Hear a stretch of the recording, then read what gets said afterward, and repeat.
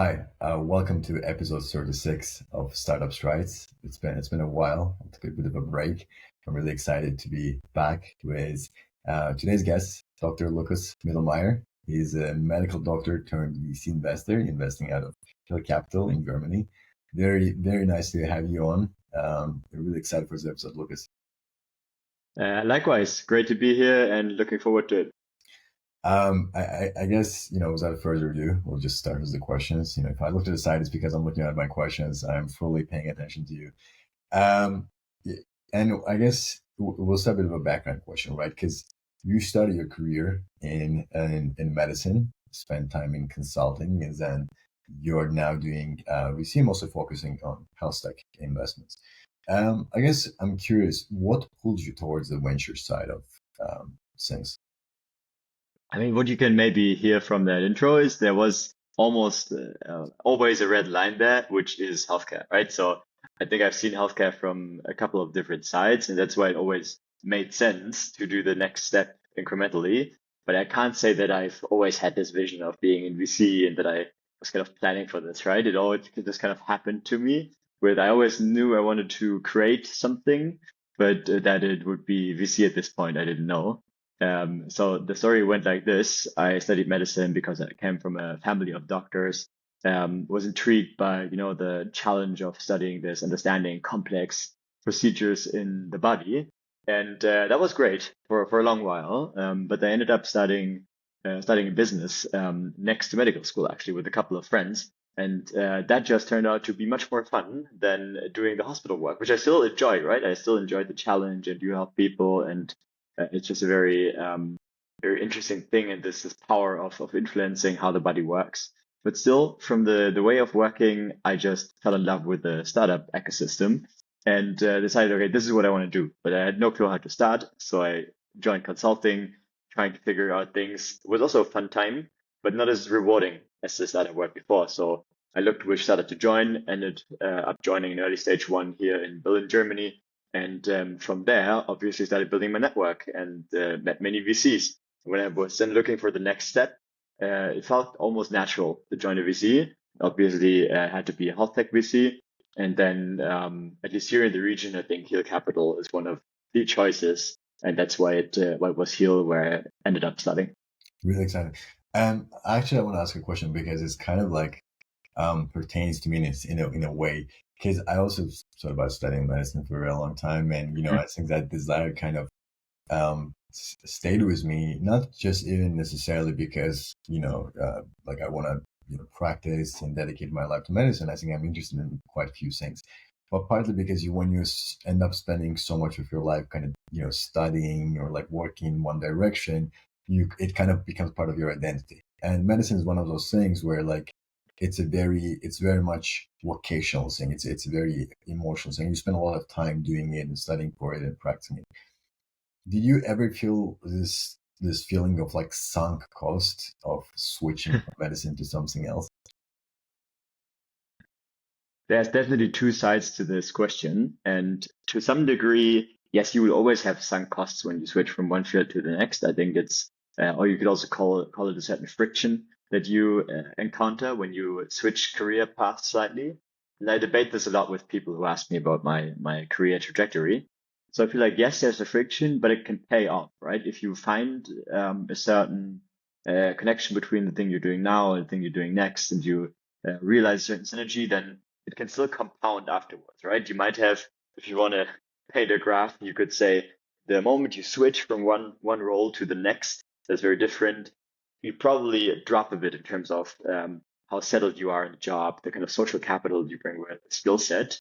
But if you do it right and you stick with it, I think it does compound it. Sometimes it can be worth it, especially because the more you do this, the more unique your profile will be. Mhm. But I think to realize it, and that's the other truth in this, you also have to stay in it for a while, right? If you keep switching like from one year to the next year and again, at some point you'll just have lots of very superficial experiences. You're not going anywhere. So I feel like to an extent it can be super valuable to switch and see different roles. But there's a certain limit to it, and I think you should be aware, right? At some point you just have to build a skill set. There's this idea that some people are spreading that you need, I don't know, 10,000 hours or something to be good at a certain skill, and that holds true, right? You can lay a foundation, but you still need to stick with something at some point. Gotcha. And doctors, as a just purely out of the nature of the job, you try to minimize risks because you're working with patients and their health and life is at stake. Versus venture capital investors, it's all about the risk, right? Like you lean into a risk. That's the nature of the business. How do you balance this kind of contradictory natures of two special jobs? This is a very accurate observation, I think, and one that people don't think enough about. I would say there's a certain, it's not just that you minimize risk as a doctor. I think to some extent that there's less risky jobs, right? It's not the least risky thing you can do, Yeah. but you try and find the, let's say, least risky path through a high risk environment, right? You pick a very tough situation, which is, I don't know, being in the emergency room, in the surgery room, and you're trying to figure out the least harmful way through this. That's how I put it. But where you're very right in terms of risk taking is that it's a very algorithmic, almost mechanical job, right? You're being paid to be very knowledgeable about how to handle something, and that usually follows an algorithm. And that's where I think is low risk, right? There's not so much emphasis on you being creative and then finding new and completely life-changing ways through things. Usually you just follow the algorithm. And that's the biggest mindset difference, I feel like. If you want to be an inventor, if you want to be entrepreneurial, you have to take lots of ownership and be able to fail. And with medicine, you probably shouldn't always do this, right? If you're in surgery, mid-surgery, you try and make up your own style of surgery, usually it won't go well. Yeah, fair enough. I think I saw it in your newsletter, which, by the way, to the audience, Lucas writes a newsletter on Healthtech, which I will plug in when I make the post about this episode. But it's really interesting. You should check it out. And I think in one of them you've written that venture capital is a game of outliers, which is very much true, right? Like the outsized returns come from the outliers. But VCs still rely on certain filters, right? The team, the background, the market size, the GTM model. So how do you personally balance pattern recognition with making space for exceptions, and especially in health tech? Yeah. It's the never-ending dilemma, and I think no VC can be free of this pattern matching notion. So you're almost forced to use it. I think when I started, and it's probably true for many junior VCs, you always feel like, no, I'm going to be different. I'm going to not just judge people by very superficial things. But then you face the reality of the job, and you have to filter 5 to 10 startups a day. And then you notice, oh, damn, I have to actually use certain filters, certain patterns, and they kind of have to be by nature superficial and kind of averages. And you're right, that contradicts the actual idea of finding outliers. So I think what you can do is you have to come to terms that you need a personal filter set that can actually maybe be different to what other people think. And I think the only thing you should definitely do is second guess yourself. Every once in a while. So definitely make sure that you check, are these filters actually correct? Make sure that they're somehow evidence-based, or at least there's some actual proof that you're using the right filters, and be open to this changing, right? I think what we usually use in VC is the term strong opinions loosely held. We just try and be open, but Yeah. the truth is also you need some bias, if you want to frame it that way, to actually get the job done. Got it. And I'm really curious because VC is essentially you have to predict that something's going to become very big before it becomes big. Because once it becomes big, you kind of lose the edge, right? But sometimes you just have to be early on in the trend. Doesn't mean something, even like, the AI, just because AI became trendy doesn't mean like AI startups are like not going to become profitable or anything. You can still make an impact there. You just have to be careful with choosing the right startup, right? So how do you balance this predicting the things before they become big versus also like entering in the right time, the right timing? Market timing for sure is one of the biggest influencing factors on an investment decision. And I don't think I'm in this long enough to have a very solid opinion on this, because probably I'll speak very differently about this in 15 years, right? When you've actually seen how Yeah. timing plays out. Yeah. I mean, my current assumption is, so for sure, being too early or being too late is the same as being wrong in the first place. It just really, really changes the market you're working on and the case you're working on. And then how do I go about it in daily life? Usually, the type of approach I have is just you try and get a good feeling for short-term trends and for momentum, right? And then when you look at a startup's product and the user base and the data they create, you can kind of feel something there that customers are actually like they really want this, right? That it's solving a really, really intense pain point for them. And that can actually manifest in different ways, I think, in the data. But let's say you have extremely short sales cycles, or you feel like the acquisition costs are super low, then these, I think, can be signals that at least in the short term, in the present, there's something to this. And I feel like if you combine this kind of short-term momentum with the right team to figure out the future and to figure out the trend, that can be, I think, a very solid basis for such a case, right? Because then if you've figured out these two things, then yes, there might still be a timing risk, and you might be completely wrong, but at least you have a very solid foundation in the short-term momentum and in the founders to figure something out, right? It's not always possible. So let's say you have a deep tech company that has to do lots of research, then yes, you just have to bet on the market timing. And I honestly don't know yet how to answer that.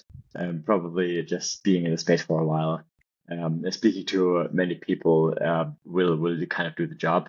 But yes, it's a very tough thing to figure out. Well, I hope I can have you on again in 10 years and you can tell me more Let's about do that. your perspectives.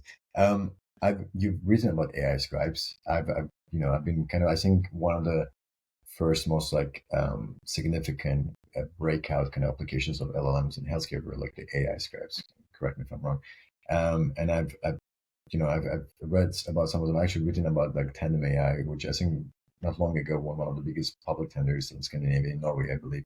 They're doing like they have a huge momentum. Plus, there's also like Nebula in France, in Abridge in US, and etc. How do you view where we are now in the scribe landscape? Are we nearing saturation or just scratching the surface of what these tools could evolve into? And what do you think will come next? I to take this question from the customer side, so let's say from a healthcare professional side, and then from an investment side, because there's probably a significant lag between the two. So let's look at what happens in hospitals first. From my experience, I feel like there's been a momentum the past 6 to 12 months where all of a sudden many physicians opened up. I had customer calls, reference calls with 80-year-old physicians still sitting in their practice, like being passionate about what they do and telling me they really wanted a scribe, an AI scribe. So it's not just the young generation, not just the early adopters. I feel like there's an actual wave of people saying, this is so useful, I want to have it. Then what helps is that the price point isn't too high. So it feels like there was a tipping point and now everybody's using this. There was a study recently that over 70% of the physicians in the US apparently already use ChatGPT anyways. So I think the general adoption from the end users and is definitely there. Many hospitals in Europe I know still haven't procured scribes officially. So oftentimes it's just a single employees using it. But from an adoption side, I think the train is rolling and we're getting somewhere. So it's safe to say the hype is there, which means from the investment perspective, for an early stage fund, it's probably too late at this point. So there might be one, two, maybe bets that you can still make in Europe, at least in the space.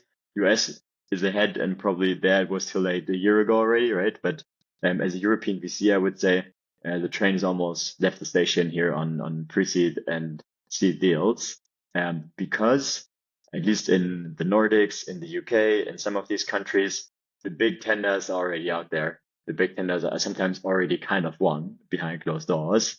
And then where do you want to go with your new Scribe company? If you were to start a Scribe company now, I feel like it might be a bit too late.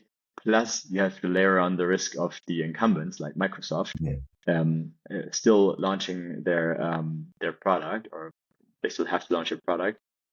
So this would be a real shark tank to enter. And then many of them pitch a great long-term vision, but that all kind of hinges on the fact that you can get adoption now. Otherwise, where do you want to put your long-term vision?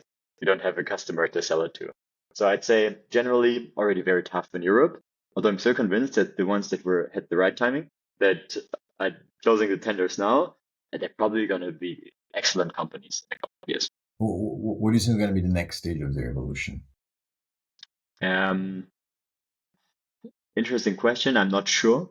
Mhm. I would guess that next step is probably a low touch version of clinical decision making. I know that some of them are already working on, light suggestions like, hey, maybe you should also check this differential diagnosis. Maybe you could uh, code it this or that way. So medical coding or, pointing at medical billing, that's also a thing.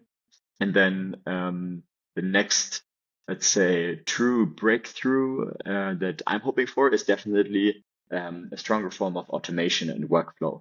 So let's say you're a physician, you're in the patient-doctor conversation, and you know that a certain type of blood test or a diagnostic test will be required afterwards. Would be awesome if the Scribe tool just went and triggered that test procedure on its own, right? So like Mhm. true agentic automation. That's what I'm hoping for as the next evolution step of these things. Gotcha. One of my final questions is about your like the predictions for the future. So that's I'm really curious to hear more about. We mentioned a couple of scribes already, and I think in one of your articles you mentioned 11 labs also like launched their scribe, which was doing pretty well too. But it's not really clinically focused; it's more general scribe, if I'm not mistaken. So the market is becoming kind of crowded, as you mentioned. There are already established firms and companies. Um, do you how do you like look at them? How do you value them? And do you have any favorites? I mean, it might be a bit confidential if you don't want to like share your own, opinion on that. But do you have any favorites out of them? So looking at the actual, customer-facing scribes, so let's say the application layer scribe companies, I think in Europe there's a clear pattern where we already see companies doing very great and almost so good that it's going to be unlikely that they completely fail. And these top companies, in my opinion, are Tandem that you mentioned from Sweden, also Tortoise in the UK, which I think has built a solid brand around them, and then originating from Australia but now very strong in the UK, Heidi Health. I think they Mm. were recently named one of the fastest growing healthcare companies globally because they have this very almost viral distribution strategy where they give it out for free to the doctors. So these are the three names that you probably come across most often from the startup end. Interesting. So that actually really nicely ties into my next question. You say often GTM decides it has like startups fate more than the product quality, right? And you said they have a very nice distribution, kind of like the approach to distribution of the startup you just mentioned from Australia. What are some more common GTM strategies you see in the health tech space? And can you share an example of an unconventional approach that ended up working really well? Yeah, I can definitely name two, and one is what I just hinted at, which is Heidi strategy. I think it's well known by now, so probably fine for me to share.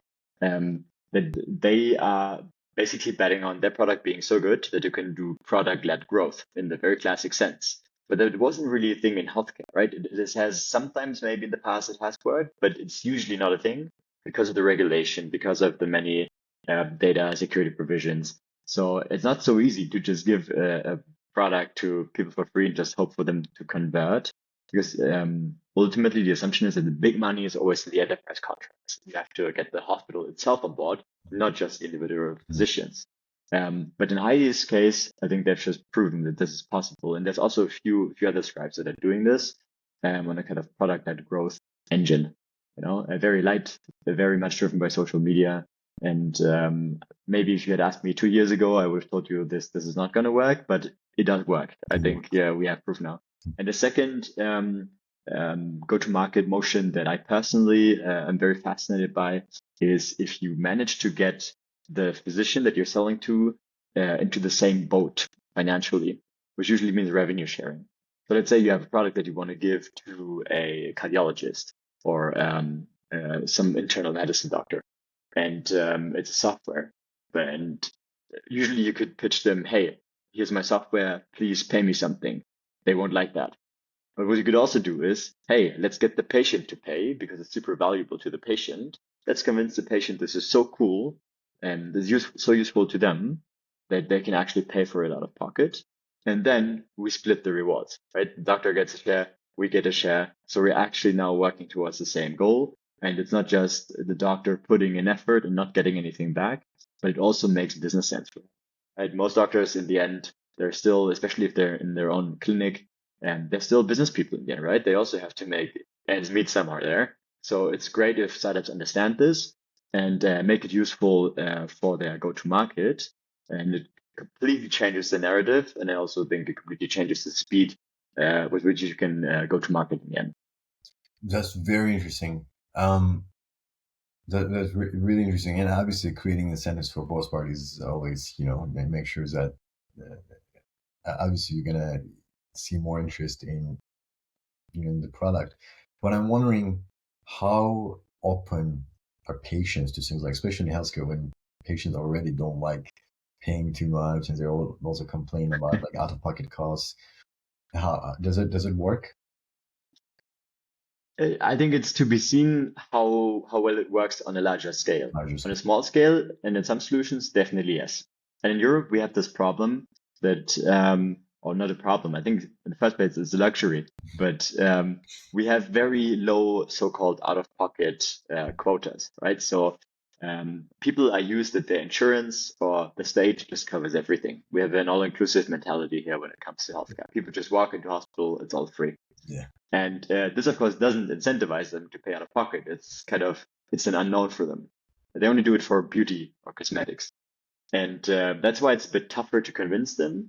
But I think if you find the right use case, let's say, hey, you want an extra cancer screening, just be safe, or some kind of other early detection idea, and you can sell to them nicely, and you've done your marketing right, you've done your sales right.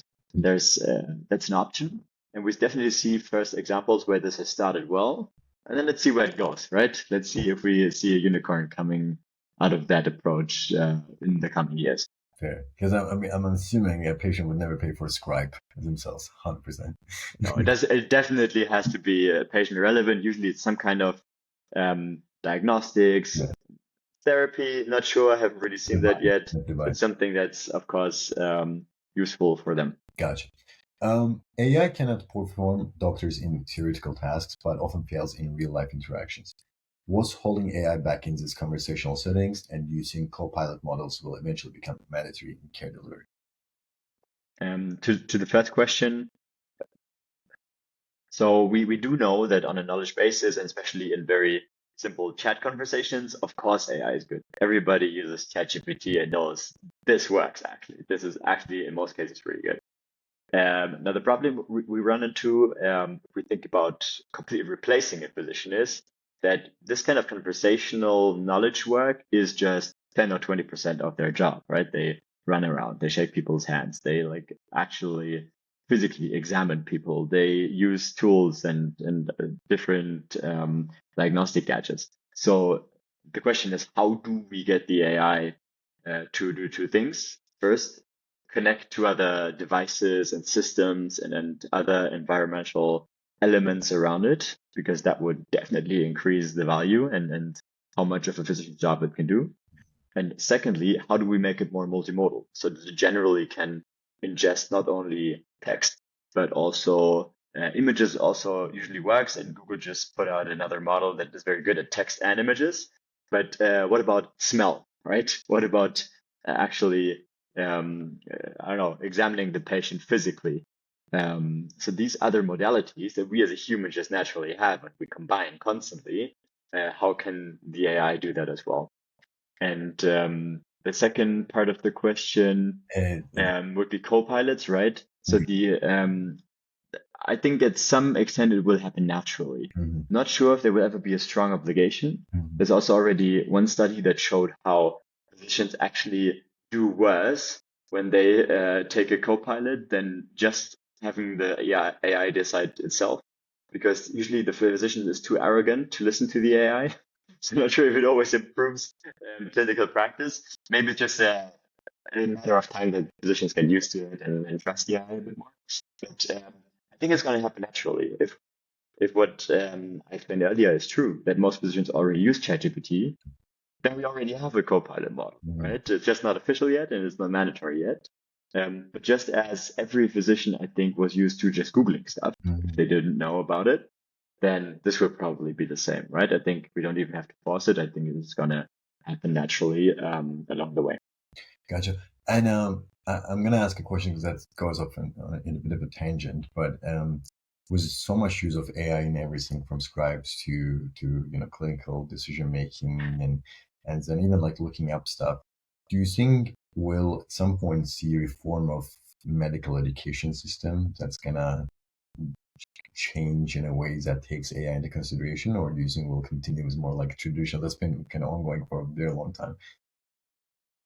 I've just recently had a longer debate about how medical education would change.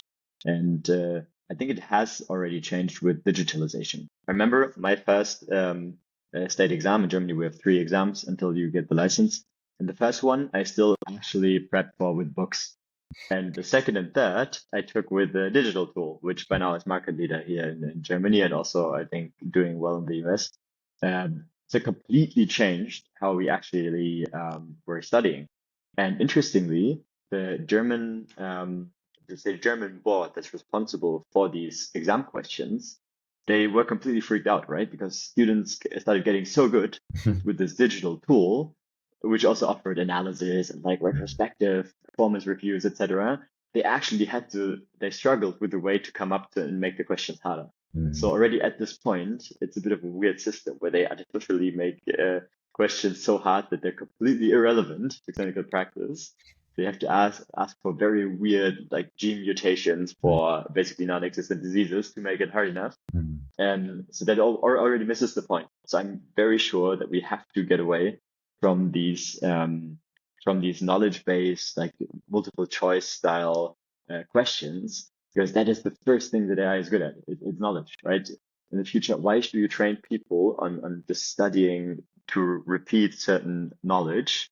If this is the easiest thing to replace, why not train them more on decision making, right? Maybe actually more on handling things again, right? Manual work, because that's the thing that's more difficult to replace. So why not shift the focus a bit? Make them use AI early on in medical school. Like in some other, I think, university-related fields is already normal, and you can show up to exams with ChatGPT. So this is, I think, the way it has to evolve. Definitely the exams in the end. I think also a horrible mismatch. You've suggested that AI-enabled services might finally crack down adoption in healthcare, where SaaS has struggled, software as a service. What's changed on the buyer or the founder side that makes this model more realistic today? Maybe I wouldn't say so much has changed. I think now the solutions we have finally match the needs. So people in healthcare, they prefer a certain security, they want to outsource responsibility. Let's say you're a doctor, you want to get a new AI phone assistant or receptionist, then probably you don't want to bother with onboarding on the software and doing it all yourself. And if something fails, you have to step in. No, you'd actually much rather like a fully packaged service. So everything's done for you, like no worries. And that's, I think, where this comes from. People just prefer trusting another human, trusting a service over just buying the next software. Got it. One of the things I paid attention to besides this, AI scrap tools and etc. was we're seeing a rise in startups building medical knowledge engines. I believe, if I'm not mistaken, Amboss from Germany, they raised like 200 million euros recently. Reasoning assistance and diagnostic support tools, as you mentioned earlier too. Do you think this clinical intelligence layer is still undervalued and underexplored? And what will it take for these tools to kind of earn trust and adoption at the front lines of care? This is a tough market. And actually, Amboss that you mentioned, that's exactly the tool I used for my for the second third exam I wrote, right? That was exactly this tool that changed the market here. And I'm a huge fan of this exact company. I think they had a very, very tough beginning where it's just difficult to sell into university hospitals. Some of the most horrific experience you can have. But I think they really they just stuck with it. They are just relentless. And now they're in a position where it's really tough to win against them. I think it's very tough if you now build a business in the space to beat them. So I really believe this will continue to be a thing, and the approach they're doing is exactly the right one. You catch the people when they're still students, and then they're used to you, and then they keep using you in their later career. So it's gonna be a thing, but where I'd be careful is I still think tools like ChatGPT, non-licensed generalist tools, they still be strong. It's free basically. It's just so available, people are used to it. So just like in the past, many people just used to go to Wikipedia to look things up. This will always be a strong contender and will make it actually, in the broader scheme of things, very difficult to build large businesses just on this knowledge layer. Mm. Got it. So with Embos, what I got from you is that they had a really nice product, but also they had a really nice GTM strategy, essentially by starting with the students and making sure they stuck with it. Yeah, I think so. I mean, the sales was probably a very old school, conventional, Yeah. just stay on it kind of theme. But I think the logic of starting an education, then continuing to accompany the doctors through the rest of their life, I think that apparently has worked out super well for them. Europe and the US is a conversation you see all the time on LinkedIn, on YouTube, everywhere. It's just an unending conversation with VCs. And I mean, obviously, there's some truth to that, right? Europe comes with, especially with healthcare, it comes with regulatory hurdles, language fragmentation, and payer complexity. But what are the most kind of under-discussed advantages of building health tech here in Europe? And what frictions still go unaddressed by founders? In Europe, I think there's one inherent disadvantage we have versus the US, which is that we're a more fragmented market. Mm. I mean, you can regard it as one overall market, but let's be honest, if we look at startups, usually it's the assumption is that you might be able to scale to maybe 5 countries here in the fund's lifetime. I think that's just a natural glass ceiling to it, where yes, you could treat the EU as a, I don't know, 300 million or even more, depending on your counted market, like 3 million people plus. But you're not going to reach all of them. Too many languages, too many different jurisdictions, too many different healthcare systems, also the way they're structured and incentivized. So something you have to come to terms with. And then we just look at the individual case. Is it smarter to grow within Europe? Is it smarter maybe to even go to the US at some point? So you can work around it. And I think the strength we then have is that usually I think there's pretty good product people coming out of Europe. The Nordics people, they build beautiful products, right? They work well globally. Just look at Aura, for example, or Spotify. So there definitely is some strength. It's just a matter of finding a way around these issues. It's definitely a great place to start a company. So I guess one of the major advantages you would say is the talent, the talent in There's Europe. a certain talent density, also probably cheaper talent still than in the US, right? Mm-hmm. Maybe work ethic is a bit slower than over there. There's always two sides to the coin. But look at some examples. So for example, if I'm not mistaken, I think Sword Health and Hinge Health were originally European founders, and then of course decided to grow the business in the US, right? But I think there can even be very nice crossover cases, and Europe in that case often the source of it. Although US, let's be honest, if you look at exits, is definitely the bigger exit channel in the end. And I mean, most European companies end up going IPO in the US too. So that's, I think Hinge Health is partly European, if I'm not mistaken. They recently IPO'd in the US.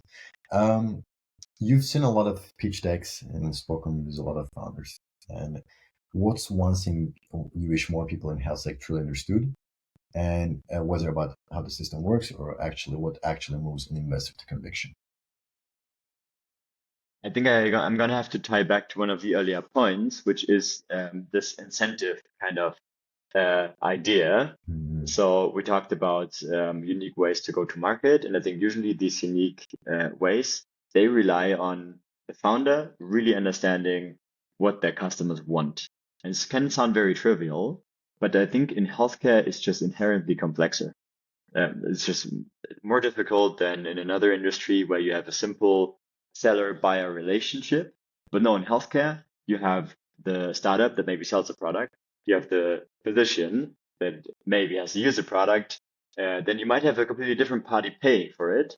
And then you have the patient that you always still have to think about, of course, should be even in the center of things.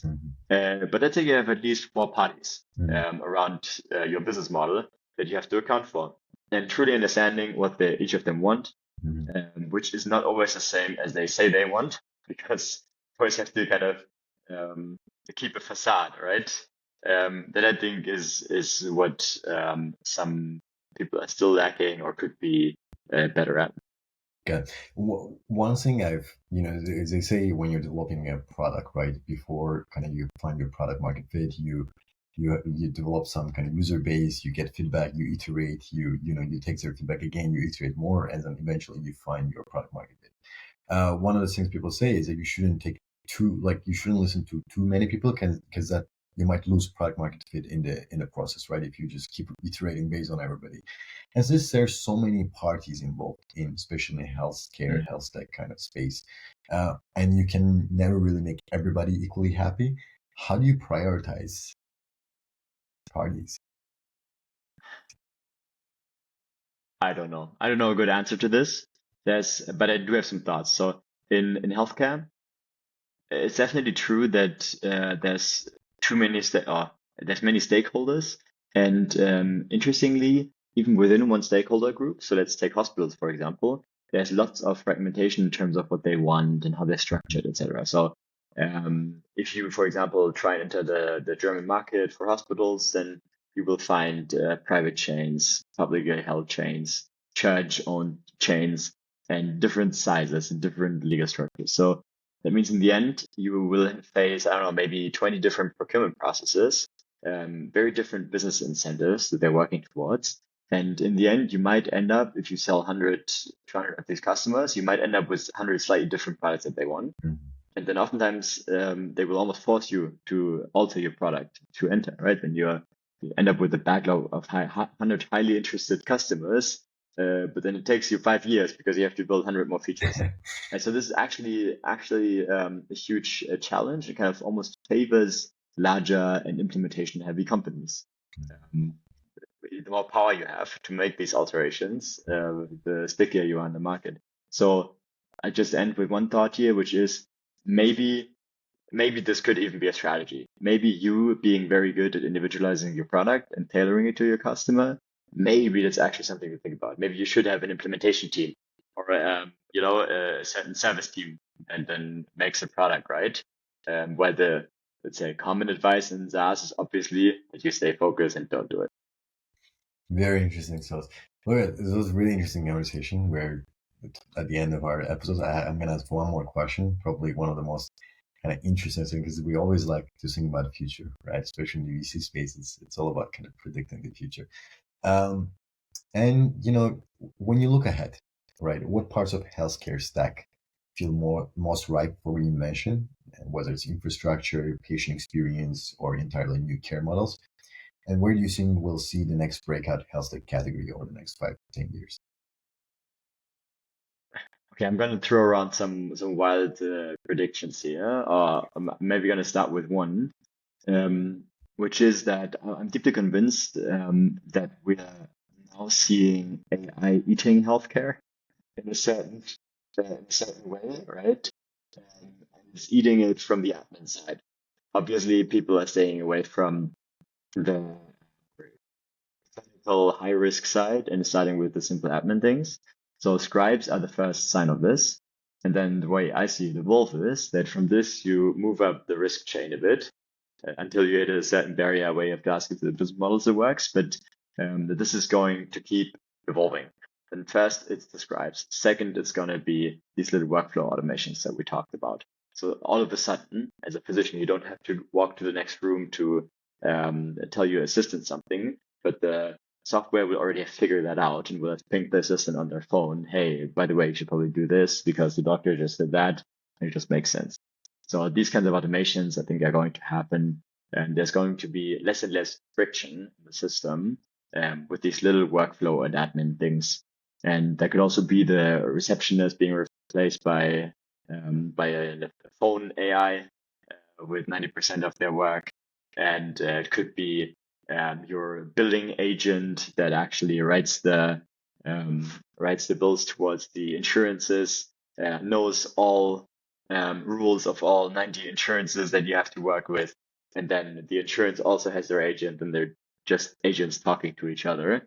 So I believe on all admin things, that's probably the way it's going to evolve, so that the healthcare workers, the professionals, can actually focus on more on the clinical decision making and maybe on some human empathy, which will always be needed to an extent, and can more or less direct some software on the clinical end, while the admin hopefully settles itself over time. Do you think we'll ever get to the point where we start losing specialties to AI? You mean that some specialties will completely be replaced Like by pathology, for example? You see pathology startups reading the slides. You see radiology startups like reading the X-rays and MRIs.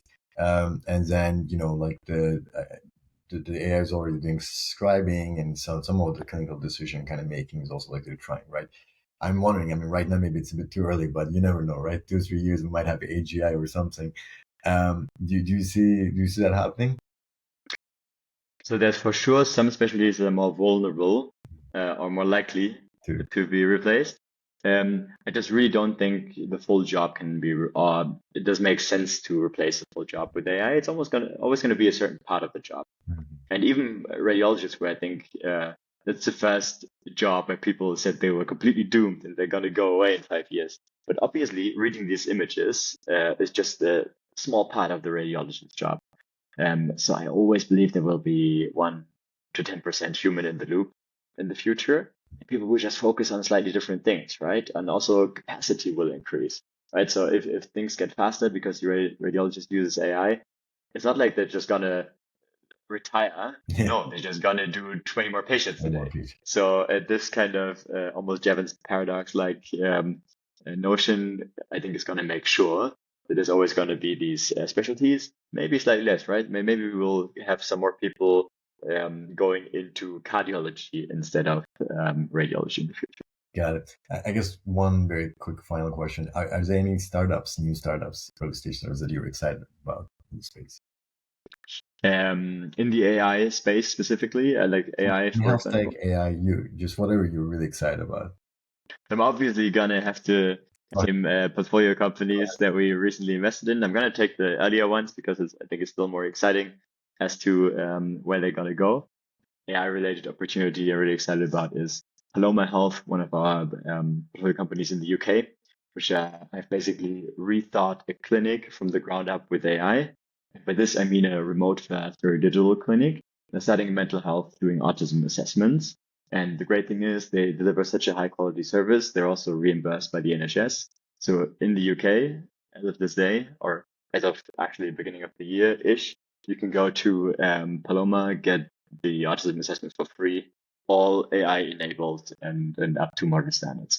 That's really, really interesting. Really interesting. Lucas, it was genuinely one of the most interesting conversations I had. I'm also very passionate about healthcare, so this is really interesting to me. Being a bit selfish because I'm making it about me, but I'm sure our audience will really enjoy this too. Thank you so much for your time, especially on Friday. Any parting thoughts?